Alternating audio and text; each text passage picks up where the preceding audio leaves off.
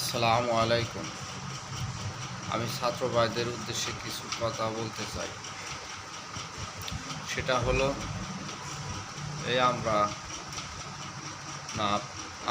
আপনারা যে আন্দোলনটা করলেন, সেখানে কি শুধু আপনাদেরই ভূমিকা ছিল? না, সেখানে শুধু আপনাদের ভূমিকা ছিল না, সেখানে জনসাধারণের ভূমিকা ছিল। যেদিন শেখ হাসিনা স্বৈরাচার দেশ থেকে পালিয়ে গেল, সেদিন জনসাধারণ যদি মাঠে না নামতো, তাহলে আপনাদের ওই স্বৈরাচার হাসিনা গুম খুন হত্যা করত এবং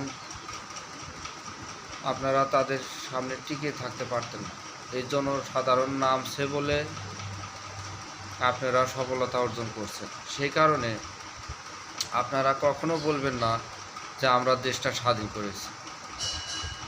এই সার্জিস আলম, রাফি এরা বলছে যে ছাত্ররাই শুধু এই দেশটা স্বাধীন করেছে 24-এ, কিন্তু এই ছাত্ররাই শুধু স্বাধীন করে না, এই ছাত্রদের পাশে ছিল জনসাধারণ, আম পাবলিক, রিক্সাওয়ালা, শ্রমিক, গার্মেন্টসের শ্রমিক, সবাই এক্ষেত্রে একসাথে আন্দোলন করেছিল বলে এই স্বৈরাচার হাসিনাকে হটানো সম্ভব হয়েছে।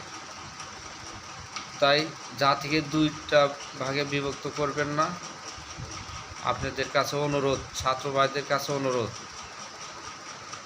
এর পূর্বে যদি কখনো বলেন যে আমরাই শুধু এই আন্দোলন করেছি, তাহলে জাতির দুই ভাগে বিভক্ত হবে। আপনারা কখনো এটা বলবেন না যে আমরাই শুধু 24-এর আন্দোলন করেছি। আপনারা বলবেন আমরাও ছিলাম, জনসাধারণ ছিল।